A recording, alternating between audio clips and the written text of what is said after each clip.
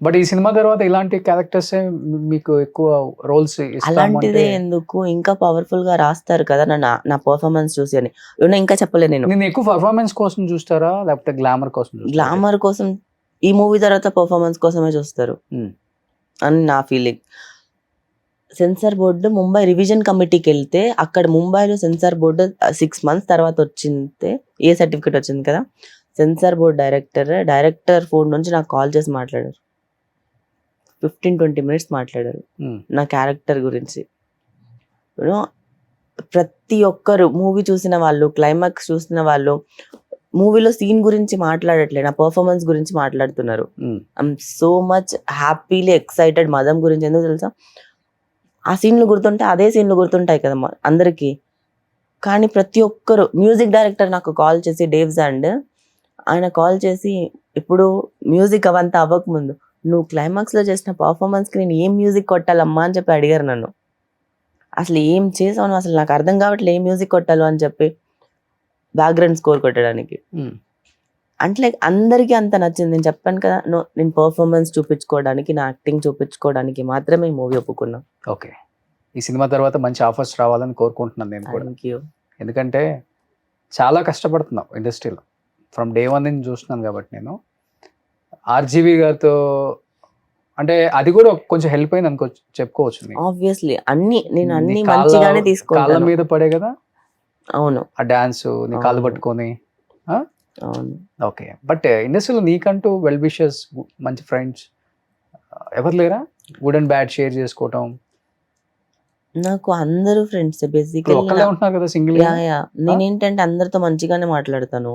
So basically అమ్మాయిలు అబ్బాయిలు అని తేడా లేకుండా దాన్ని అడ్వాంటేజ్ తీసుకుంటున్నారు. నేను మంచిగా ఉండడం, గుడ్ గా ఉండడము, ఫ్రెండ్సే మోసం చేస్తున్నారు. ప్రతి మోసం వేరు, ఫ్రెండ్స్ మన దగ్గర చేసేది చాలా వేరు. అది ఎక్కువ బాధ అని అనిపిస్తుంది. నేను అందరినీ చూసేసాను. ఇంకా నాకు ఎవరు ఏం చేసినా, ఎవరు ఎలా కొట్టినా తగలదు. హార్డ్ అయిపోయింది హార్ట్. ఇప్పుడు రివర్స్ మాట్లాడుతున్నావా? నేను వదిలేస్తున్నా. నేను చెప్పాను కదా, time will give the good clarity. అది ఓకే, బట్ ఆ టైం కి మనం సేవ్ చేసుకోవడం కూడా చాలా ఇంపార్టెంట్ కదా. నేను అందుకే I remove my self from that place, that people. I don't want to surround with that people. నేను వాళ్ళతో ఉండొద్దు. ఓకే, తీసేస్తున్నా, నన్ను నేను ఉండలేకపోతున్నా. కొన్నిసార్లు మనం ఇవ్వగలుగుతాం, కొన్నిసార్లు మనం ఇవ్వలేము బేసికలీ. ఇప్పుడు కానీ చాలా సైలెంట్, ఎదుటివాడు ఒక మాట 10 మాటలు అంటే నువ్వు ఒక మాట కూడా రిటర్న్ అనలేవు, ఆ టైప్. కొన్నిసార్లు అనేస్తా. ఇక్కడ ఇండస్ట్రీలో ఇలాంటి వాళ్ళకి పాపం అసలు చాలా కష్టం. ఈ కమిట్మెంట్స్ తోనే సగం ఇండస్ట్రీ. చెప్పనా, కమిట్మెంట్స్ గురించి మాట్లాడితే 80% ఆఫ్ ఇండస్ట్రీలో తగ్గిపోయింది బేసికల్. ఎందుకు చెప్పనా, భయపడుతున్నారు. ఓన్లీ బికాస్ ఆఫ్ మీడియా వల్ల. మీడియాలో ఎవరెళ్ళి రచ్చ చేసేస్తారని చెప్పి అడగడానికి కూడా భయపడుతున్నారు. అడగట్లేదు ఇప్పుడు అడగట్లేదు. మేబీ వాళ్ళ ఇష్టంతో చేసుకుంటున్నారేమో తెలియదు, కానీ అడగడానికి భయపడుతున్నారు అని నాకు అర్థమైంది. ఎవరో ముక్కు మొహం తెలియని ఏదో ₹1 ఇచ్చి నేను ఏదో ప్రొడ్యూసర్ అయిపోవాలి, నేను మూవీ చేసుకోవాలని ఏదో తెలియని నుంచి ఊరు వాళ్ళు వస్తారు కదా, వాళ్ళకి థాట్స్ ఉన్నాయి. కానీ మనం పెద్ద మూవీ ఆస్పిరేషన్స్ తో వచ్చి మూవీ చేసుకోవాలని ఉండి పెద్ద ప్రొడక్షన్, పెద్ద బ్యానర్స్ ఇలా వెళ్తే there is no thing. Initial గా మీరు కూడా ఫేస్ చేశారు కదా? ఇనిషియల్ లో ఫేస్ చేశాను. ఇనిషియల్ లో పెద్ద డైరెక్టర్స్, హీరోస్ కూడా అడిగారు మిమ్మల్ని? పెద్ద వాళ్ళు అడగలేదు బేసికల్లీ. చిన్నోళ్ళు అడిగారు. అదే నేను చెప్తున్నాను కదా, ఎందుకు పనికిరాని మూవీ అసలు రిలీజ్ అవుతా, ఆ మూవీ షూట్ వరకు వెళ్తాయా అని తెలియని మూవీ వాళ్ళు అడుగుతున్నారు, కానీ పెద్దవాళ్ళు అడగట్లేదు. ఎందుకంటే పెద్దవాళ్ళకి ఒక భయం ఉంటది. అది ఓన్లీ మీడియా ప్రతి చిన్నదాన్ని హైలైట్ చేసి చూపించి చాలా మంది అమ్మాయిల్ని సేవ్ చేసింది కాబట్టి ఇప్పుడు జరగట్లేదు. ఆ టైంలో ఎలా తప్పించుకొని వస్తారు అక్కడి నుంచి? చాలా మంది ఒకటే, నో అంటే నో చెప్పేస్తే వాళ్ళు సినిమా ఆఫర్ ఉండదు, అంతే ఉండదు. లేకపోతే వాళ్ళకి ఖచ్చితంగా నువ్వు కావాలి అంటే నీకు తక్కువ రెమ్యూనరేషన్ ఇస్తారు, ఓకే చెప్పు. నీకు ఎక్కువ రెమ్యూనరేషన్ కావాలంటే నువ్వు దానికి ఓకే చెప్పాలి, అంతే ఉంటుంది. ఏ కార్ వాడుతున్నారు మీరు ఇప్పుడు? కియా. ఓకే, బిఫోర్ అదే ఫస్ట్ నా కార్ అదే. ఇంకా నేను పెద్ద కార్లకు వెళ్ళే, సొంత ఇల్లు కొనుక్కోలే. నేను ఇక్కడే ఉన్నానండి, ఇంకా కిందనే ఉన్నాను నేను. నాకు ఆస్తులు లేవు. మీ కష్టంతో మీరు హ్యాపీగా ఉంటున్నారు చాలా. నాకు నాకు ఏదైనా వేరే ఈవెంట్కి వాళ్ళ- వెళ్ళి నాకు డబ్బులు వచ్చాయనుకోండి, Hmm. ఒక 1 lakh 2 lakh, ఫస్ట్ నేను ఒక ట్రిప్కి వెళ్ళిపోతాను. Hmm. నాకు హ్యాపీనెస్ వస్తుంది. Hmm. నాకు అది చాలు.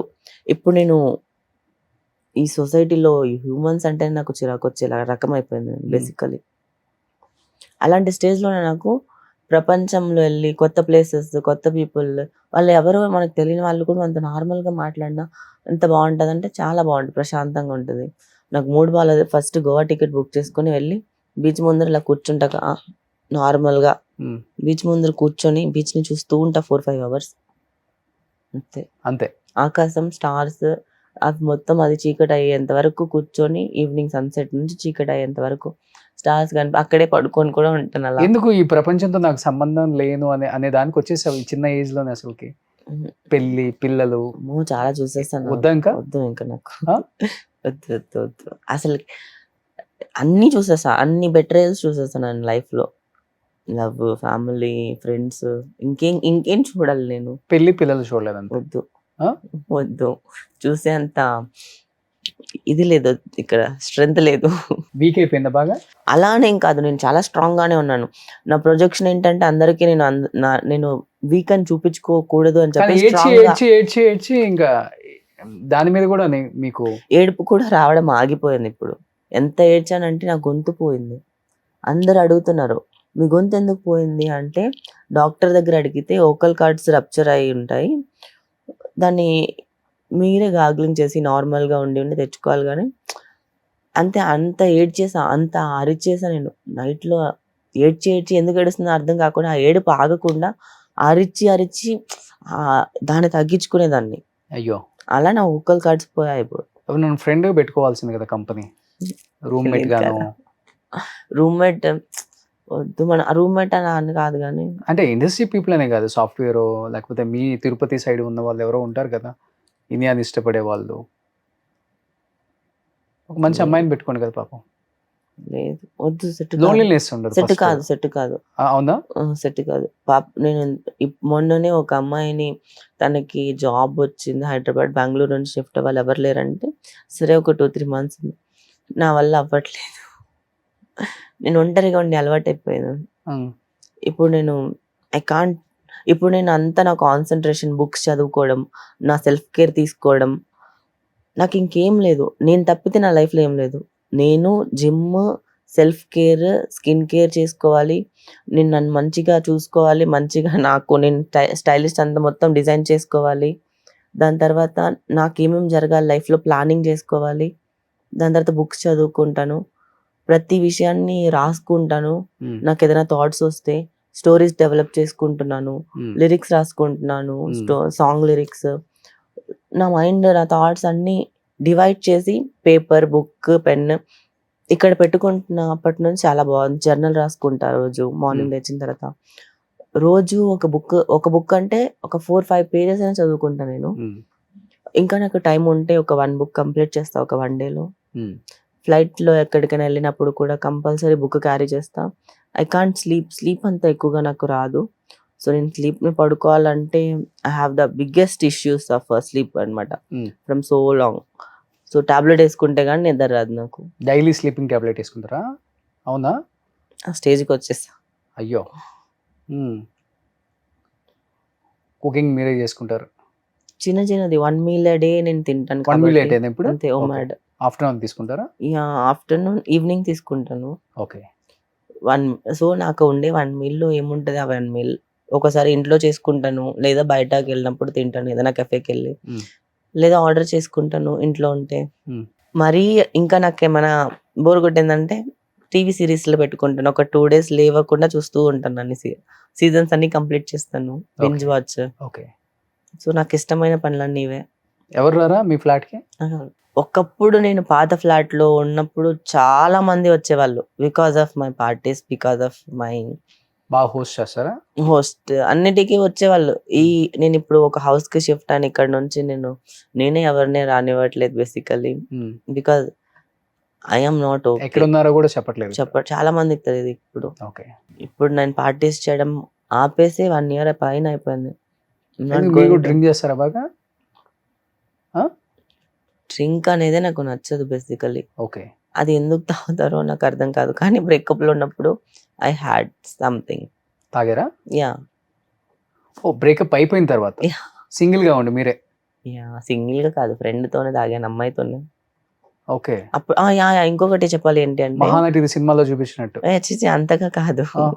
సో, నేను ఏమన్నా ఎప్పుడైనా మనం ఏదైనా చేసినా, మందు తాగినా, ఏదైనా సిగరెట్ తాగినా, లేకపోతే ఇంకేదైనా చేసినా లైఫ్‌లో బాధపడుతూ చేయకూడదు. ఎందుకు తెలుసా? హ్యాపీగా ఉన్నప్పుడు చేస్తే అది నార్మల్‌గా ఉంటుంది. అవును, అవును. సెలబ్రేషన్‌ని అంటే లైక్ ఇప్పుడు హ్యాపీనెస్‌ని సెలబ్రేట్ చేసుకున్నట్టు ఉంటది. బాధపడినప్పుడు తాగకూడదు. బాధపడినప్పుడు నేను తాగలేదు. ఆ బ్రేకప్ జోన్ నుంచి నన్ను బయటకి తీసుకురావడానికి నాకు కొంతమంది ఫ్రెండ్స్ అమ్మాయిలు ఏంటి అంటే, then I started realizing woman friendship are more better than okay. Men friendships. నిజంగా ఎందుకు వుమన్ ఫ్రెండ్‌షిప్ ఎందుకలా అలా నాకు అలా అలా హార్ట్‌కి చాలా ఎందుకంటారు? దగ్గర అందరూ అలా అయింది. ఉండరు కదా. ఆ? Woman can understand deeply without telling sometimes. అది మెన్ ఇప్పుడు ఒక అబ్బాయితో ఒక అమ్మాయి ఎంత ఫ్రెండ్‌షిప్ అంటే చేసినా సొసైటీలో ఎంతమంది లేదు అమ్మాయిలు మోసం చేసిన వాళ్ళు చెప్పండి. ఉన్నారు. అప్పుడు మెన్ ఏమనుకోవాలి మరి? Now generation it changed. ఇప్పుడు అమ్మాయిలకి అమ్మాయిలు శత్రువులు కాదు. ఓకే. అమ్మాయిలకి అమ్మాయిలే ఫ్రెండ్స్. ఇప్పుడు ఒక అమ్మాయి ఏదైనా డీప్ డిప్రెషన్‌లో ఎక్కడన్నా లో లెవెల్‌లో ఉందంటే, అమ్మాయిని బయటకి తీసుకురావడానికి అమ్మాయిలే హెల్ప్ అవుతారు. ఇంకొక అబ్బాయి కాదు. నా లైఫ్‌లో నాకు అమ్మాయిలే ఉన్నారు ఇప్పుడు. కౌంట్ చేసుకుంటే చాలా మంది సో అమ్మాయిలు వాళ్ళతో ఉన్నారు. కూర్చొని ఎక్కువ డ్రింక్ చేసి బయటకు ఛీ! ఛీ! ఛీ! వచ్చేసారు. ఛీ! ఛీ! ఛీ! ఛీ! డ్రింక్ అలా కాదు. ఎప్పుడో ఒకసారి వాళ్ళతో బయటకెళ్ళినప్పుడు. ఓకే. రోజు వాళ్ళు నాకు అప్పుడప్పుడు కాల్ చేయడము, మాట్లాడడము, నన్ను చీరప్ చేయడము, నన్ను బయటకి తీసుకెళ్ళడము, ట్రిప్‌కెళ్ళడం, నేను ఇంకొక అమ్మాయి, నేను ఇంకొక అమ్మాయి, ఇంకొక ముగ్గురు అమ్మాయిలు, నేను ఇంకొక ముగ్గురు అమ్మాయిలు. ఇలాగా ఒక బ్యాచ్ అంటే like I don't have only one single అని చెప్పి కాదు. ఇలా డిఫరెంట్ డిఫరెంట్ బ్యాచెస్. కానీ అన్నిట్లో అబ్జర్వ్ చేస్తే woman friendship are most lovable and most encourage, caring caring, and చాలా ప్రొటెక్టివ్ బాండింగ్ ఉంటది. షేరింగ్ ఎక్కువ ఉంటుంది. షేరింగ్ ఉంటుంది. అదేంటి అంటే ఒక మెన్‌కి చెప్పుకోలేం బేసికల్లీ కొన్ని గర్ల్ టాక్స్ ఉంటాయి. అది ఒక అమ్మాయి అయితే చెప్పుకోక ముందే అర్థం చేసుకుంటది. కొన్నిసార్లు ఒకసారి చెప్తే మళ్ళీ ఇంకొకసారికి తనకి అర్థమైపోతది. Hmm. తనే అడుగుతది. తనకి తెలిసిపోతది కదా! అలా ఒక మెన్‌తో కూడా ఉండలేం బేసికల్లీ. అమ్మాయితో ఉండే ఫ్రెండ్‌షిప్ మెన్‌తో రాదు. సుమన్ టీవీలో మీ పర్సనల్ అండ్ బిజినెస్ ప్రమోషన్స్ కోసం కింది నెంబర్కి కాంటాక్ట్ చేయండి.